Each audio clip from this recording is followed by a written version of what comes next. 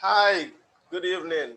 How you doing? It's welcome again to another edition here of Flop Nights. It's always awesome having to share our stories of failures with you. And once again, we have another heavyweight here. We have Michael Idah.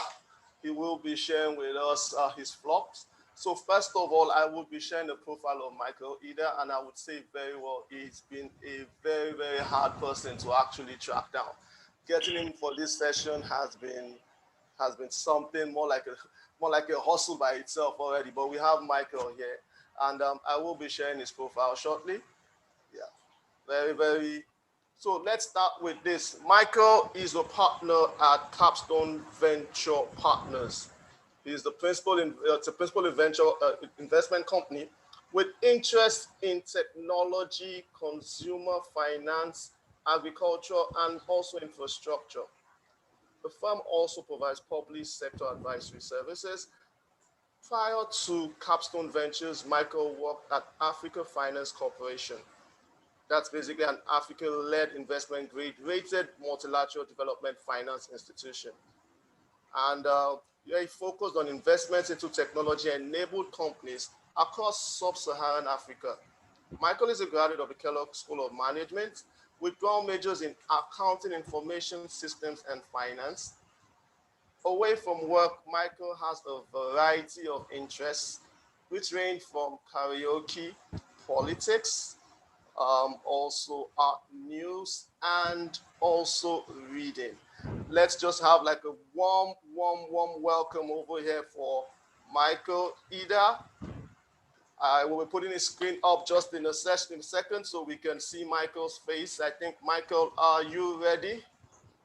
Yes, Yeah, yeah, yeah, you can turn yeah. on your video. Let's see you. Terrible picture. Terrible picture you put up, Oh, man. wow, wow, That was it's a cut picture. I think just that was a terrible picture right there, man. you just need That, to that, adjust your view. I think just adjust your camera. I'm on my laptop, so I hope that works. Yeah, it works. But I think you just need to.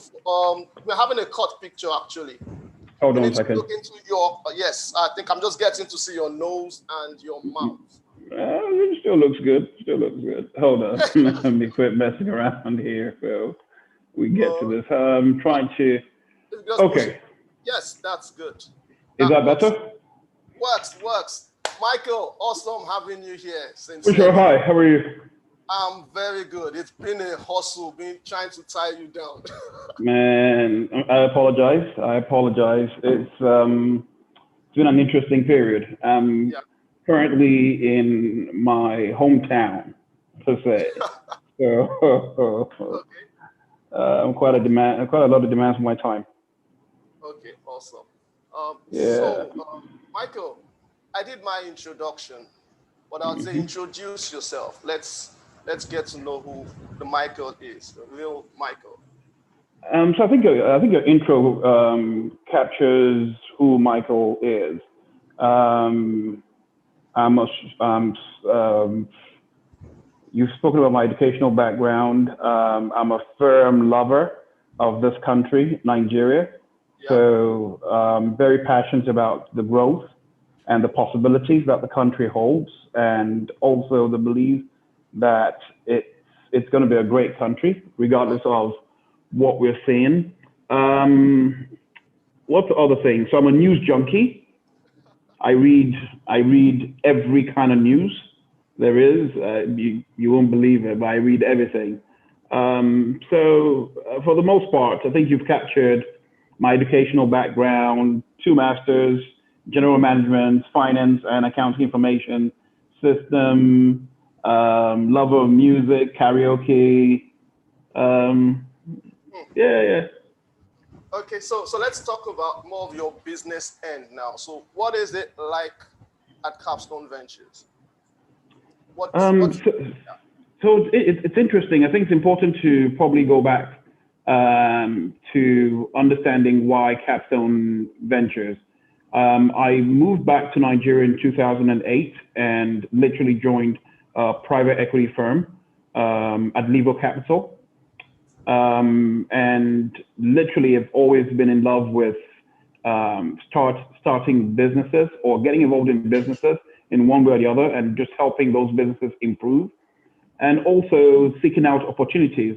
So what Capstone has enabled me to do is exactly that. So rather than having to wait for an opportunity to come up, I'm able to start up things that I'm basically interested in and create a business out of this opportunities I see.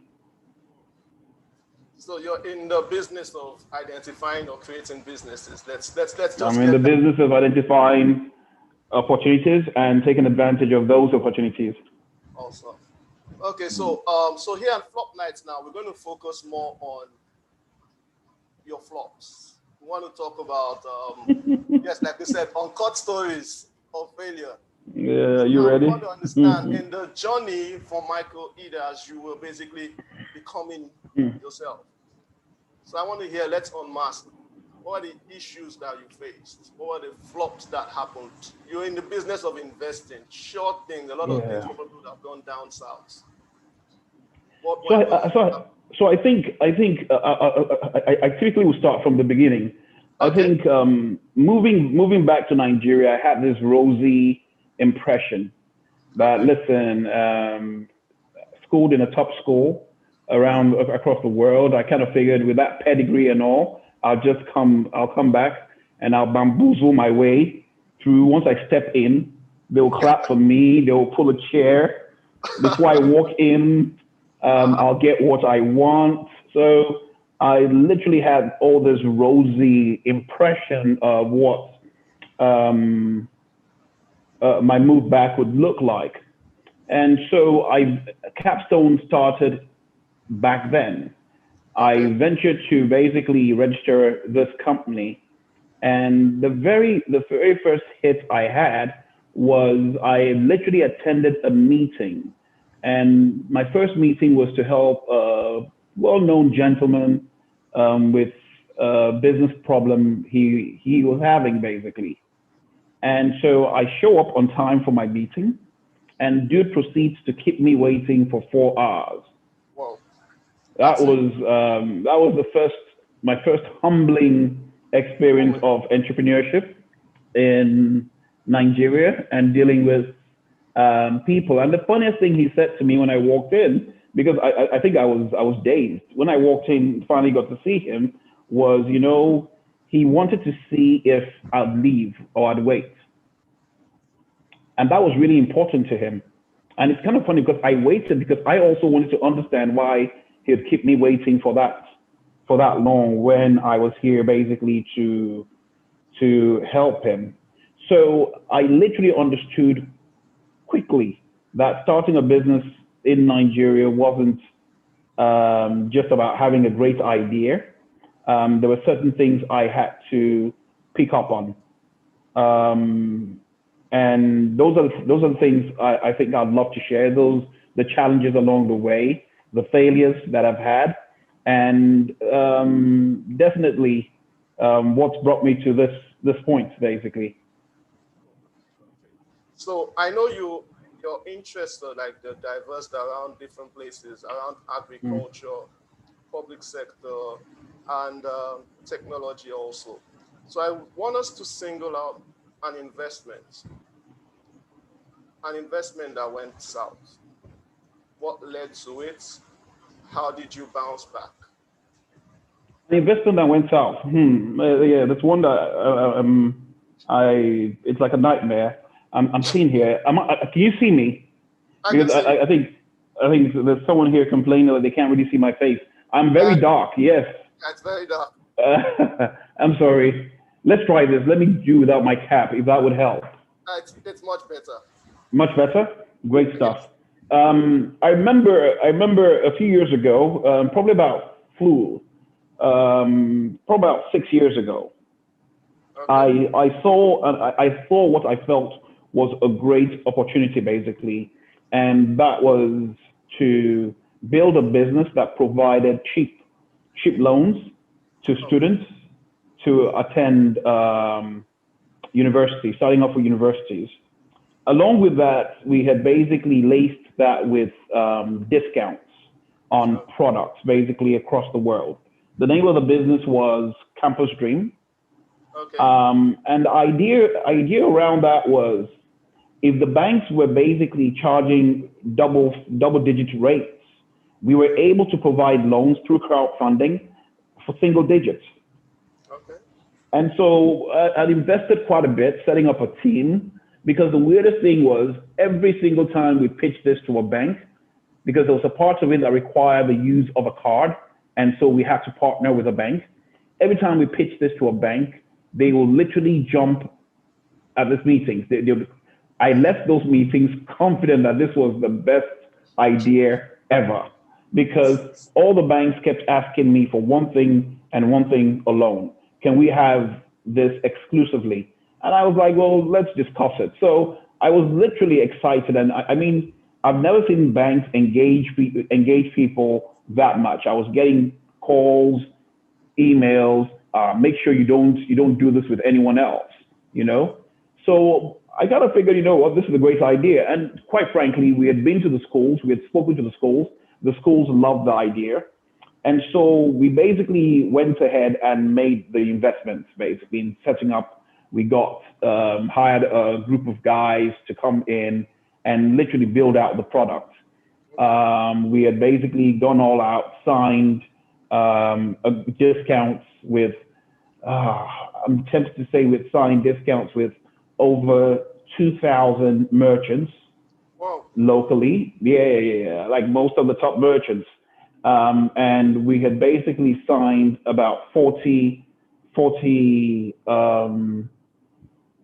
discount agreements with companies outside the country, and some of them we're familiar with. And so imagine my surprise after putting in so much money. And so I kind of decided to do a second round trip around the schools, because it became very clear to me that while, yes, parents can basically log into their banks, the banks would provide this offering and parents would take up this offering, it was important to basically figure out how to secure our funds.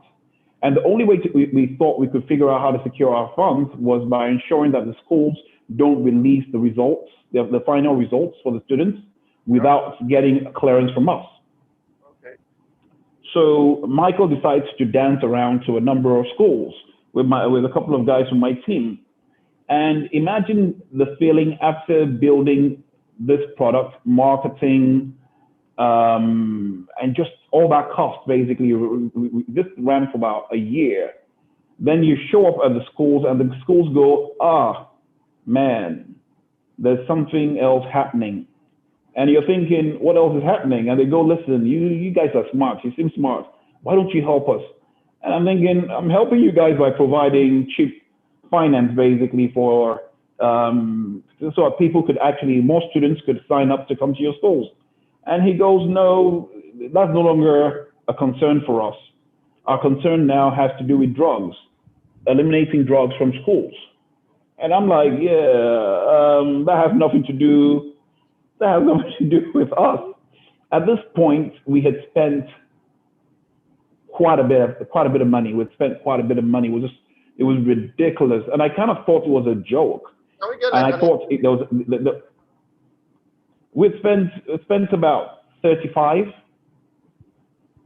million. This was 6 years ago, wow. and kind of felt like this was like a joke. This had to be a joke.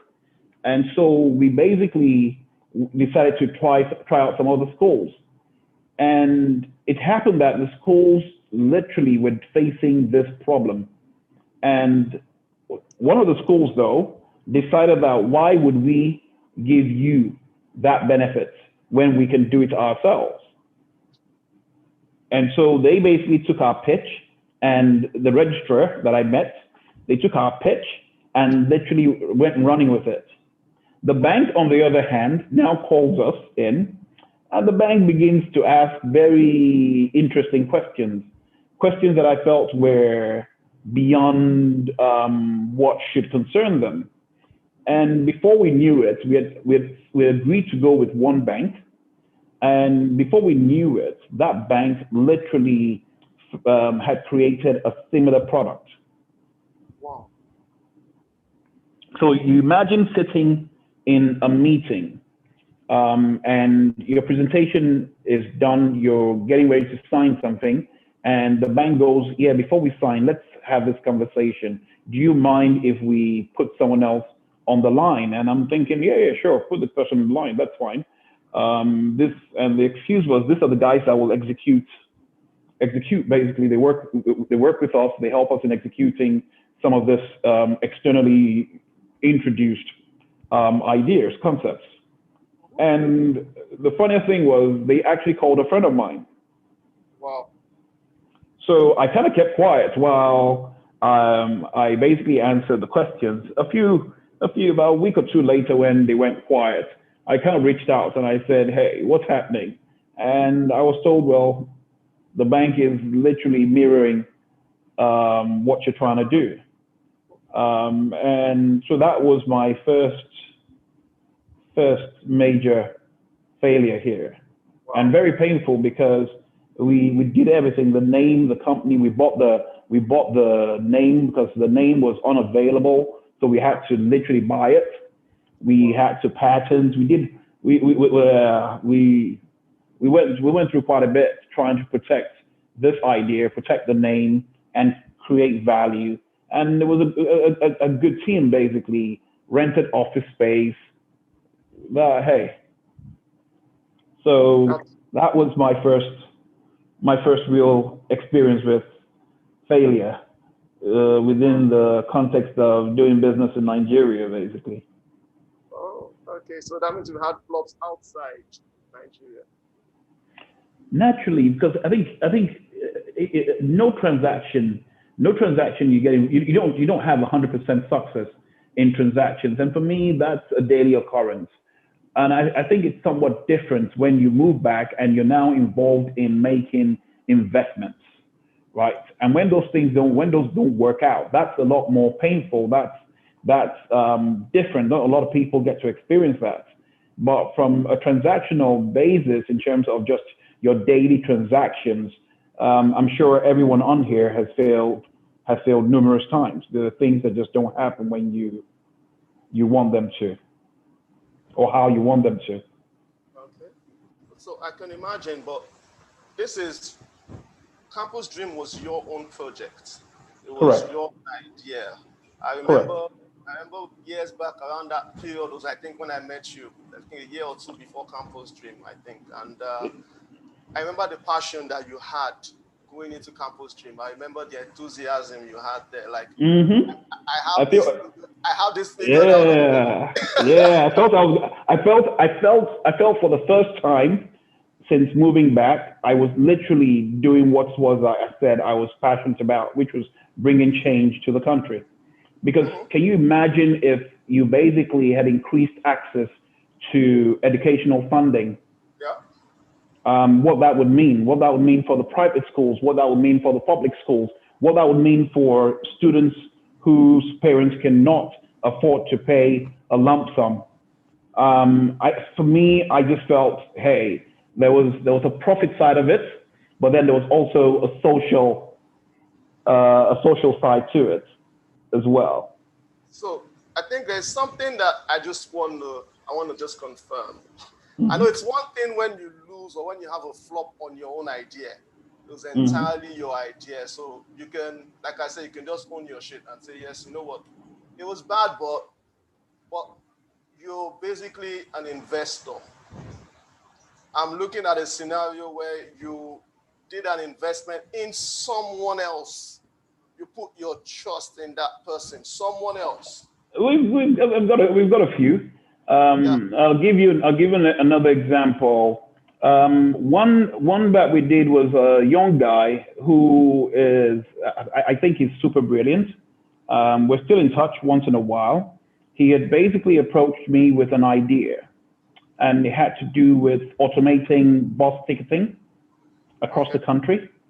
And it was an idea that I loved when I heard it, because it's funny because just a few months before I met him, I had gone to India to give a presentation in one of the universities. And one of the guys that pitched, actually pitched a bus ticketing business. Yeah. And so once I heard how well that business had done, coming back to Nigeria and having someone sit in front of you who was smart enough to have thought through the idea, had the working pieces in place, it was just a no-brainer, right? So I kind of figured, yeah, this is something we can invest in. So we basically took the leap to invest.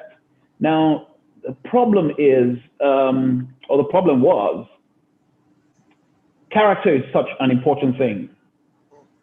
Character is such an important thing, and quite frankly, if you don't have that character, the best ideas fail because of lack of character as well. So we basically found a foreign investor who was looking to expand a similar business, looking to expand their holding in their interest in Nigeria. And it was kind of funny. So we stayed up, man. I mean, we stayed up late. We would work late. We would put these things together and all. And I love being a part of the process. So I don't believe in just giving you money and saying, okay, go forth and be great. No. I kind of give money and I sit in and literally actively participate in the building and the revealing of the product, basically. Now, the thing about it was, by the time we got to a point where we had to work out the valuation, right, that was when things started to fall apart. Because I think for the first time, this guy heard numbers he hadn't heard before. Okay. And so he forgot the objective of setting up the business. He forgot the fact that there were certain agreements in place and figured he could basically go and interface directly with this investor to try and literally cut a better deal and own this business 100%. And as you would know, that's kind of hard to do with me. Yeah. So I remember we had basically gone through during the valuation. The potential investor literally had back and forth Excel sheets going from here, investor responding with counter offers, and then finally the investor goes cold. Whoa. And so I was kind of lost as to what was happening, and so decided to dig in a bit to try to go through my network to find people who knew the investor. And that's something else about networking. It's so important to build your network, because people think it's just about what you can get. Sometimes what you can get is intangible. Sometimes what they help you get is information. Okay. And so through my network, got to find out that this dude had basically gone behind to try and negotiate a deal. And the investor literally felt like anyone who's willing to do this isn't worth going into business with. And anyone who is in business with this person lacks judgment. Wow. And so just like that, I was judged. And that investment went south. But we like I said, we talk from time to time. The young man is still keen on building that business, but like I've always said, probably not with me. Definitely. Yeah. So I can see. So you've lost money. Mm-hmm. You've been betrayed. But yeah, Yeah, there's it's been part of business. betrayal there. But Michael, I know you run a tight ship. I know that very well. I know you basically probably have a lot of things covered, thought out already, non-disclosures, patents, and all of that. So I'm trying to figure out how on earth the other guy, that was the one that had to do with the bank deal that you had there, even with all of those in place, because I remember Campus Dream there. I know you had a lot of Everyone stuff. signed an NDA. If you remember quite clearly, everyone signed an NDA to even hear about the trip. Yeah. So Yeah. here's the problem, and I think it's a problem we have in this country. I know it's getting better, but it's still a problem. People don't respect this documents. Basically, they don't. They see it as a sheet of paper. And the reality is, if you're dealing with an entity like a bank that has got the resources to fight you, most times you're going to have to sit back and ask yourself that question: do I want to go through this fight? Is this worth fighting for? Or is there some other idea I can pick up and run with? And like I said to you, you know me, because at any given time, I've got 4 or 5 ideas that I'm basically researching. So it makes better sense rather than stopping my life and creating any kind of animosity to say, you know what, if you want to run with it, feel free, run with it. Because I tell people, you can never sell pure water better than the man that invented pure water. True. Because he dreamt it, he understood it, he saw it, and so execution for him will be easier. So when you steal an idea, you're not stealing the execution, you're just stealing the idea. You still have to execute. So the bank tried to execute. I remember one day, one of my people literally pulled up, brought something to my attention, and I saw what they tried to do. They had gone as far as going to the market to partner with meat sellers so that you could actually get a discount on buying meat. And I'm like, wow. I'm like, I don't know how many students go to the market and go, hey, okay, let's price this meat. I've got a campus discount card. I don't know if the meat seller is really interested in that. So you get to see these things. So I think people kind of feel like there are ways you can protect your ideas. There are ways you can protect yourself. The reality is, yes, but you know quite well that I did everything. I had the NDAs on lock, email trails. We basically ensure that the critical part of our business isn't revealed to anyone. So you do those things. We did the patents. We got the patents. You do those things, but yet, I'll give you an example. In University of Ife, for instance, there was a young guy who was basically selling a product, campus card. We own that patent, campus card.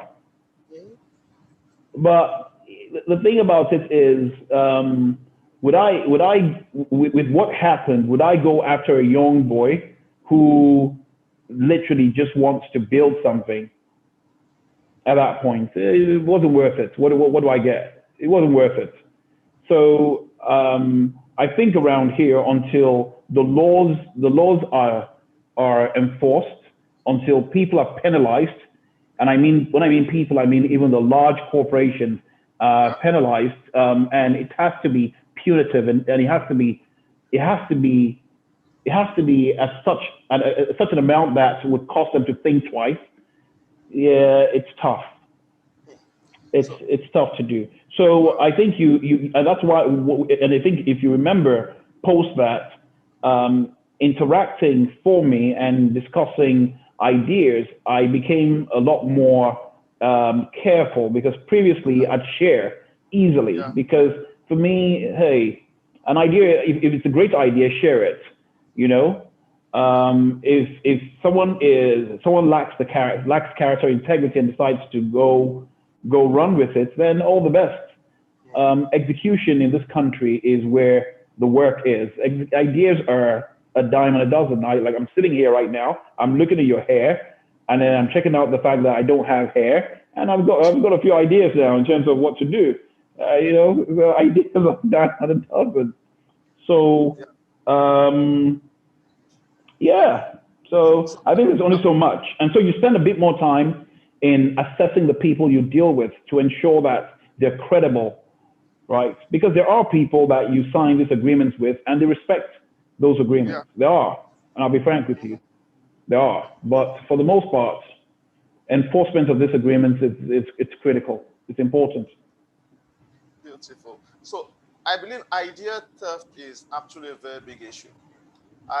I remember, Sorry? I think I've shared with you before, my first startup that I came up with. I had a similar situation that I had there, but even back then, I think I was still back then in school, had a social media platform. But of course, Mm. I didn't go as far as patenting and all of that. But of course, I had a gentleman's agreement with some certain company back then, and we sat down, we had a conversation. It sounded good, and then only for me to just find out somewhere like a few years back later, then I just saw some guy and it was like, you know what? You guys used to run was called overloaded.com then, was a social media Mm. kind of thing. Mm. And the guy was Mm-hmm. like, you know what, you used to run overloaded.com. And I was like, yeah, like, I've seen your face before. And people are really, really shameless. The guy said, you know what? They brought your brief, they brought your Yeah, yeah, proposal to yeah, my yeah, yeah. company for me Yes. to look and shadow and implement what these young boys had in mind. So it's Mm-hmm. really, really devastating. And I would say that Yeah. was the end of that startup then, because Yeah. I remember what happened then. It was really I was just straight out from school. It was really Mm. hard for someone coming out of school to really handle that kind of heartbreak. Mm. I can imagine. Yeah, so I can imagine how it is when Mm. your ideas just get stolen, Mm. get ripped off from you. Mm. It is not really good. And then it's not, but mine wasn't too bad because yes, it was a startup. It was intellectual property, small change. But then imagine when you've invested so much into Yeah. that business and that still happens. Wow. Yeah, Well, but that's why it's critical. It's so much important. So I tell people I spend a lot more time these days talking to entrepreneurs. I don't really want to know that much about your idea because, like I said, mhm, an idea is what an idea is. mhm, I spend a lot more time talking and just trying to get to know the person because I think that is so critical. We have another issue where we own a finance company, for instance, and we've been financing small businesses for since 2009. The business has done really well. And then a young man that I knew comes up to me and says, "Hey, he's got a purchase order for from one of the large entities across the country that he needs to fulfill." And you basically go out. He's got no collateral, so you're like, you know what? Let me support this person. Let's have a profit sharing agreement. And so you go out of your way to basically um, finance this. And you find that once people get to see money that they've never seen before, mhm. man, people change. Wow. People change. So I think one of the things, and it's a learning that never stops. And so for me, these days, I spend a lot more time getting to know the person. I spend a lot more time trying to find people that know the person because character is such a huge thing, such a huge, huge thing. You don't want to make an investment in a company with someone who only believes in that idea as long as it still feels good. You Mm, know, when the hard work comes, they take off. You just don't want to, and you see quite a bit of that. You see a lot of young people with great ideas, but they're not willing to go through the hard work. What's required to basically grow that business, the time also required. Everybody thinks like, you know what, I want to make money today, right now. Pay me for my idea. I'm like, I really don't need your idea. So execution is where the work is. So I think I spend a lot more time these days just trying to get to know people a bit more outside of the ideas because something else I've discovered is sometimes when people come to you with one idea and it just doesn't fit, but the person you can see hard work written all over the person, smart. The person is still worth investing in. It might not be in that, with that in terms of that idea, but you could help the person come up with something better. And we've done a couple of those, and they're working out well. They worked out well so far. wow, wow. So from what Mhm. you said there, in identifying a business or an idea to invest in, the most critical thing for you is the character of that person, right? Correct. Because I'll be frank with you, Nigeria has a way of slapping you. Nigeria will slap you. I'm serious. You know how it is when you have an idea, you stew on that idea, and you just think this is the best thing ever, the best idea ever. That's great. But the challenge typically is when an entrepreneur has this great idea, the entrepreneurs that end up making it are those that are prepared to take the slaps. So a test of character is knowing that once you get your first slap, you're able to get back up and keep pushing. And that's critical. It's critical because around here, you would find situations where people would take your ideas, they would use your presentation, they would just change the color of your presentation and just change a couple of lines and present it. This has happened to me, where someone has brought my presentation to present to me. This has happened. Yeah, this has happened. So, seriously? Yeah. Oh, yeah. Presentation found its way back to you. Yeah, it found its way back to me. And I actually sat there and literally analyzed the opportunity. No joke. No joke.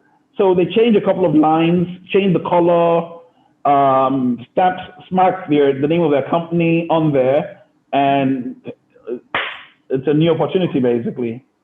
Wow. So yeah, so for me, character is really, really, really important. So we could look at 50 transactions, but I'll be frank with you, opportunities rather, but I'll be frank with you, I might end up doing just one.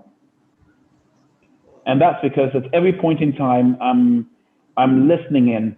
I'm trying to make out who is this person and what's this person about. I see someone here asking, after your first failure, how did you bounce back and what did you learn from it? I hope I've shared what I learned from it. Around here, it's beyond just the idea. It's the character of the person as well. That's awesome. So Yeah. I'm looking at, so you had different flops. Mm-hmm. I'm trying to picture your worst moment after. What are the things, what are the emotions, what are the thoughts that are running through your mind? Let me give you one that will blow your mind, that will make you laugh. Might make everyone laugh because when I think back, it makes me laugh. We basically had an idea we're looking to execute in Oyo State, and we met some quote unquote powerful people who were basically going to help us push this idea, right? And I remember they set up a very important meeting, and we were supposed to go present to someone very important who was actually going to give us the yes or no. I remember preparing, and just we had to our journey was going to take us an hour to get to where we were meeting location for the presentation, and literally my pants tore. Wow. I mean, my trouser tore.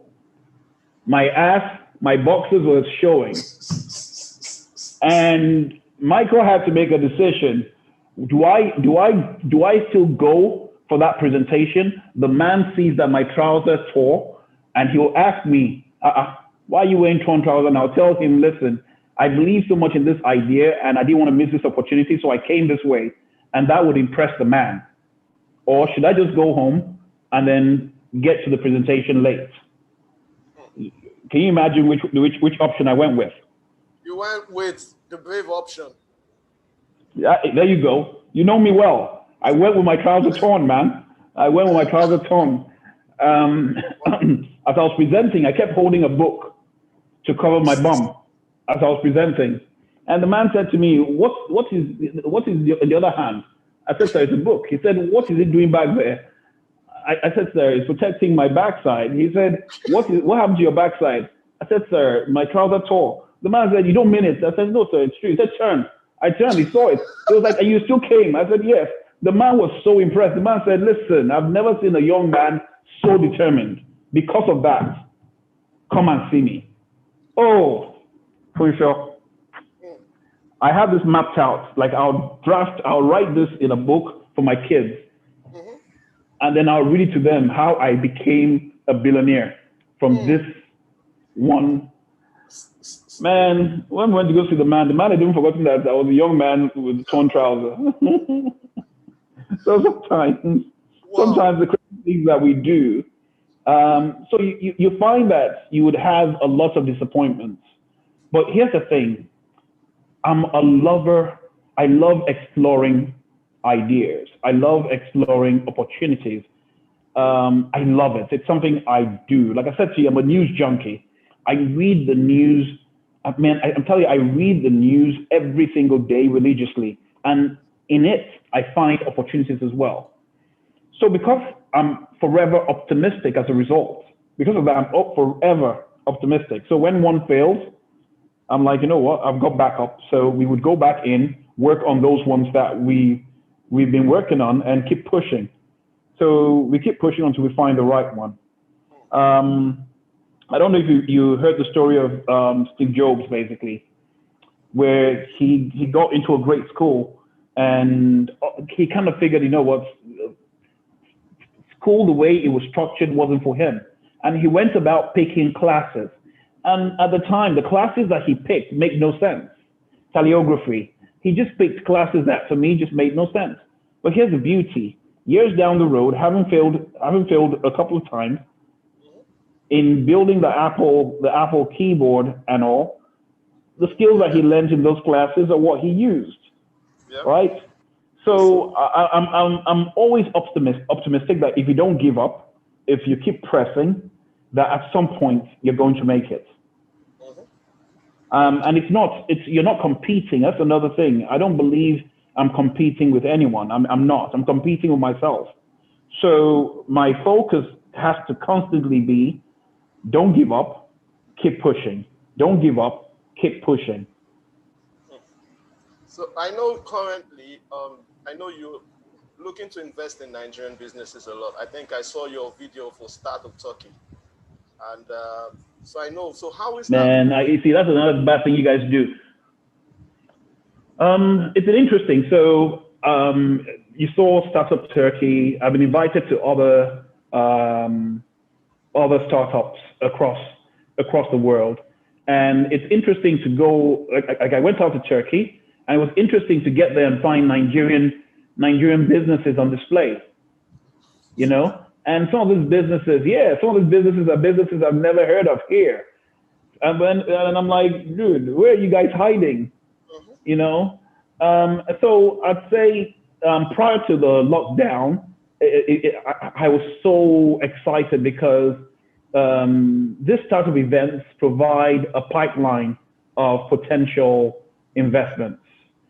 Gives you an idea of what's happening in the marketplace as well. And with the lockdown, yes, they're still having a virtual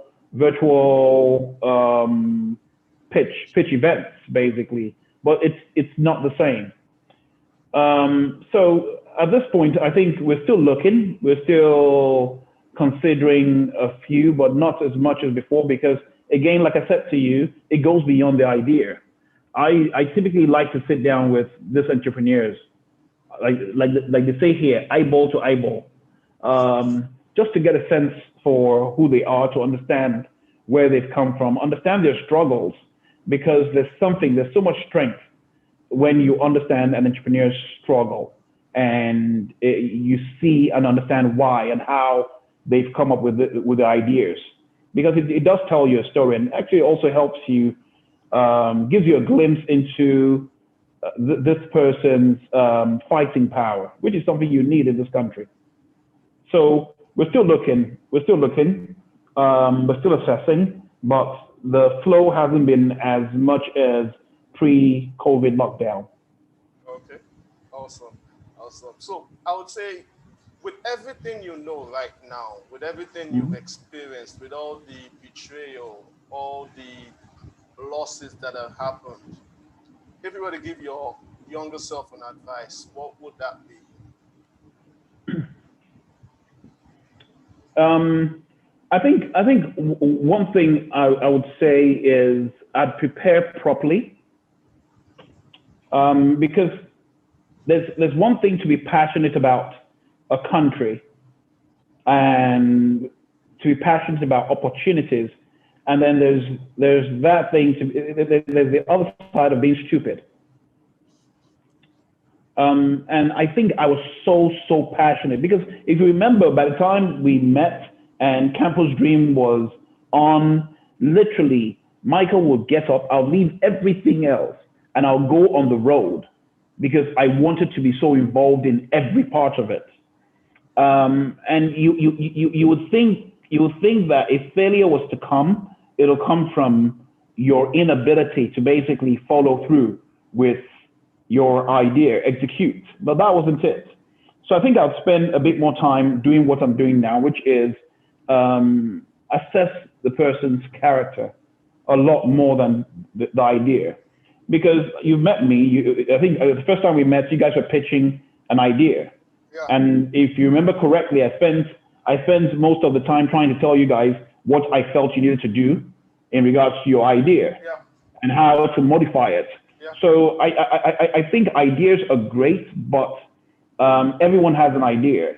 So if I could do anything differently, I would have spent a lot more time assessing the character of the party rather than just the idea.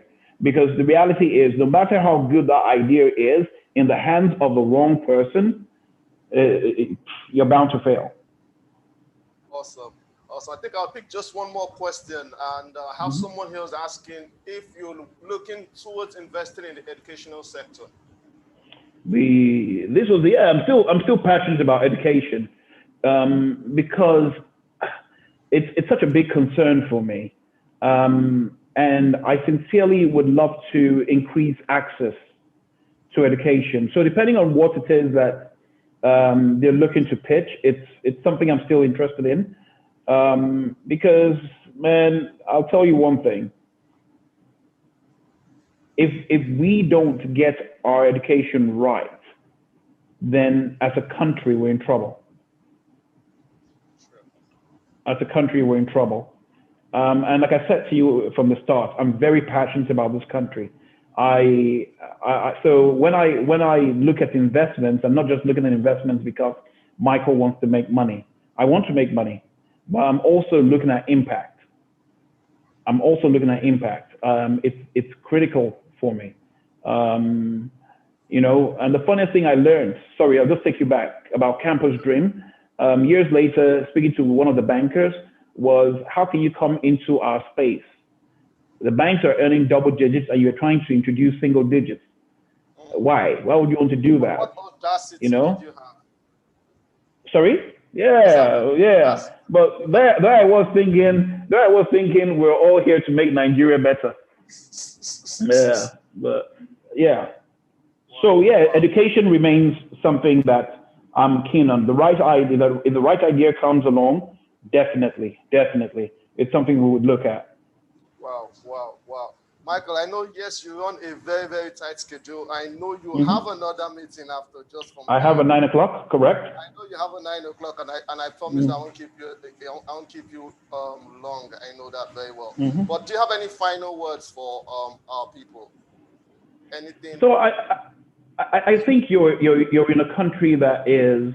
I know a lot of people look at the things that we lack in this country, and they've kind of given up. But I tend to see opportunities. Basically in the country. So rather than seeing the obstacles and the barriers, I see opportunities. And for me, that's really important. People ask me, I came into this country, the idea was to spend 3 weeks in this country. I was going to spend 3 weeks and go back. I think I told you the story. The plan was to spend 3 weeks. I came with a small bag. I was going to spend 3 weeks. But when we're driving out of the airport, back then the airport used to descend. You could see the roofs of the buildings around, and I would see rusty roofs. And my mom called after 3 weeks and said, what's happening? Are you coming back? I said, no, I'm not coming back. And she kind of wondered why. And I said, listen, as I was coming down from the airport, I could see rusty roofs. And I said to myself, if the only thing I do is provide new roofs to all these people, if I sell them roof, Yeah. I'll be made. So for me, this country presents huge, huge opportunities. Now, to tap into those opportunities, you need the right partners, and you also need the resilience, basically, because a lot of resilience, because it's not, no one's going to hand these things over to you. You're going to have to fight to get it. But I promise you, if you're willing to fight, then trust me, that breakthrough will come. And I tell people, give it enough time. Give it enough time. So again, focus on the opportunities. Focus on looking out for opportunities. It's easy to say, I'm going to get my passport, I'm going to get a visa, I'm going to leave this country. But let me promise you one thing. If you're an entrepreneur, if you're one that basically creates, you're going to be restless. In an organized environment, you're going to be restless. Oh, wow. So people ask me, why you're still in this country? I'm like, where am I going to? And I'm not saying that because I don't have options. I'm saying it because this is paradise for an entrepreneur. This is paradise. And it doesn't mean it's going to be easy. It just means that if you apply yourself well, like I said, have the right partners, there are always opportunities to explore. Always. Awesome. Awesome. So I'll be the Oliver Twist. I will just ask just one more question because I think it's pretty apt. So someone's Yes. asking here, how does a creative business or business package itself for investments? Says because a lot of times they feel like more like the technology startups have more like an advantage. Yeah, because with technology you can see the money. You can see the money almost straight away. You know, you kind of can see the money straight away. So I think again the key question when I meet people is a person comes up with an idea, but they've not spent adequate amount of time figuring out how to monetize that idea. That's one. Second part of it is they show up with a very high valuation. And typically when I meet people who've got a startup, 3-month, 6-month-old startup, and their valuation is 100 million, I'm worried because then I'm like, yeah, this person is just in a hurry to become rich. I don't think it's the business. So I'll say this to you. Packaging your ideas isn't it. That's just one leg of it. Spend some time researching, spend some time understanding how can we monetize this business. Once you've figured out how to monetize that business, I can assure you, if you've got the right character, display the right character as well, that an investor will be willing to back you. Because I'll tell you one thing, it's hard to find good people. And we say it a lot, we hear it a lot, but it's true. And so even when you put together, and then lastly, be flexible. Don't be rigid. Entrepreneurs are known for being rigid. The fact that you've dreamt of this idea doesn't mean it's going to go that way.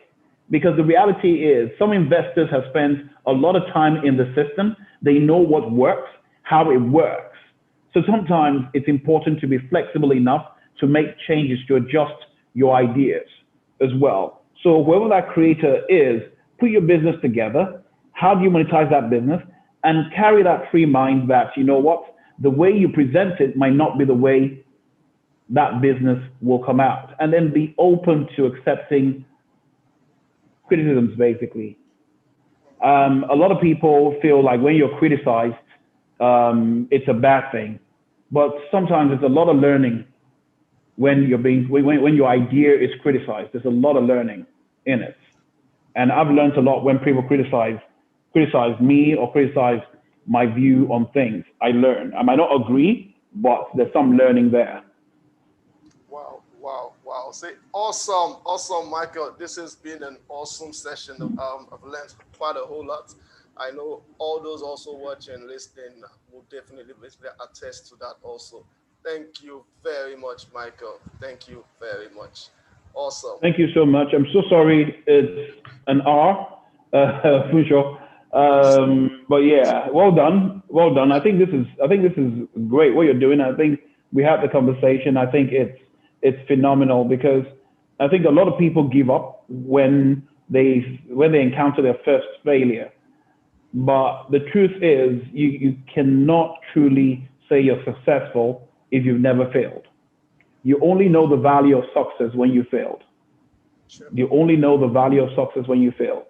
And the reality is, life is for learning, and failure brings with it a lot of learning. One last thing, and also spend a bit more time finding opportunities in the strangest of places. People ask me, how did you make money? What was your biggest break? And I tell people my biggest break was just understanding something as simple as demand and supply, and holding to that. For years, basically, I had a situation where I sincerely believed our foreign exchange regime made no sense. And when I'd share with people that, listen, oh, dollar is going to go up, people tell me it can never get to this point. And this is back in 2008. We're talking about 118 naira to the dollar. And so I basically held that position for how many years? 12 years. Wow.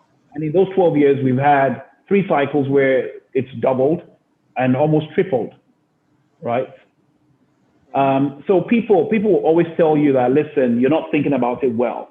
But the reality is, once you've got your conviction, be willing to listen, but hold fast to that conviction, hold fast to it. And with time, Wow. with time.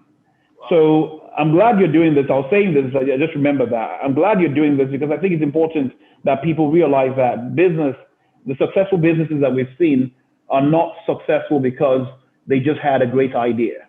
No. Quite a number of them are successful because the entrepreneur behind the idea refused to give up. Awesome. Awesome. Thank you. Thank you very much, Michael, once again. Thank you so much, man. Yes. Awesome. Awesome. Nice. I think we'll catch up when you're back in town, actually. Yeah, definitely. Let me take a tour of Nigeria. No problem. No problem. Thank you very much, Michael. I'll All right, dude. you now, and so you can get back to your meeting. So Thanks, man. everyone, yeah, this is for you out there. I would say, you've heard Michael say today. He's spoken a whole lot. He's shared quite some insights on business for us. For you to truly understand success, you must have had some perspective of failure. You must have gone in between. See, failure is not an anchor, it is a springboard that should propel you all the way to success. It's the start of something new. It's an opportunity for you to, you know what, restart. We all like a comeback story, but there's no comeback without failure. And for that reason, we're also doing something for all you entrepreneurs out there. We know post COVID and all of that, we're extending something to you all at Devland. We're going to be giving out for 5 entrepreneurs. We will be giving out free consulting sessions to help you kickstart your business, get you back on track. And what do you need to do? You just need to do a 1-minute video. Tell us about your flop. Tell us about your business. Tell us about your flop. And then just basically just add us or also just have the hashtag there, my flop. That's MYFLAWP. That's all. So just do that, and of course, the team will definitely get in touch with you, and then we'll have a session. We'll review your ideas and see how we can go from there. I also want to say a big thank you, a big thank you to our media partners. We're talking about Nairametrics. They are always there. They're always there, just backing us every single time, every single step of the way. Nairametrics is always there. And so obviously, when you're trying to get information about business, you need to look no further. Just basically go to nairametrics.com. They're definitely there for everything that you need.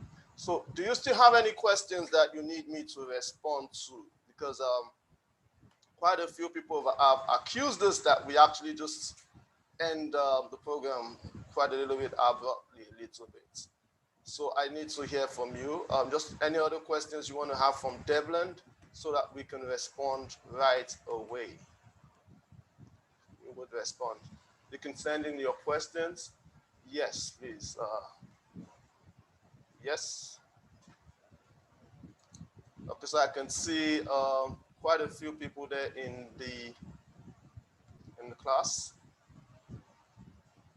Any other questions? Okay, okay. Awesome, awesome. Yes, okay, I'll say thank you very much, everybody. It's been an awesome session with you. Okay, I think I can just have one more place for the art from Nairametrics. Yes, corporate stories, business news, market information. You definitely need to read, learn, follow the money. So that's one thing a lot of entrepreneurs always forget. There's power in reading. You need to be able to invest time in equipping yourself. Understand the trends, understand the laws of demand and supply, just as Michael had already stated. You cannot overemphasize this. Do these few things and you will be fine. You will be fine. You will be fine. You'll be fine. So thank you very much, everybody. Have a lovely night. Thank you very much for having us, and see you in about 2 weeks, definitely with another heavyweight. Thank you. Take care. Bye-bye. Bye-bye. Bye-bye.